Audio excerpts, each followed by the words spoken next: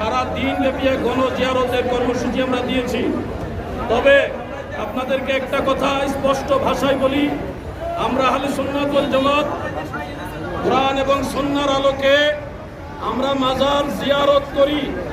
যারা আমাদের উপরে মিথ্যা তহমত দিচ্ছেন যে আমরা মাজার পূজা করি, আপনাদেরকে স্পষ্ট ভাষায় বলি, আপনারা বলেন আপনারা কি কবর বা মাজার পূজা করেন না জিয়ারত করেন? একটু আওয়াজ দিয়ে বলেন কি করেন?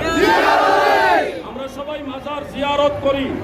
এই জিয়ারত আল্লাহ রসুল করেছে, সাহাবাই কারাম করেছে, গোটা দুনিয়ার সমস্ত মুসলিম উম্মার ঐক্যমতে এই জিয়ারত হলো সুন্নত।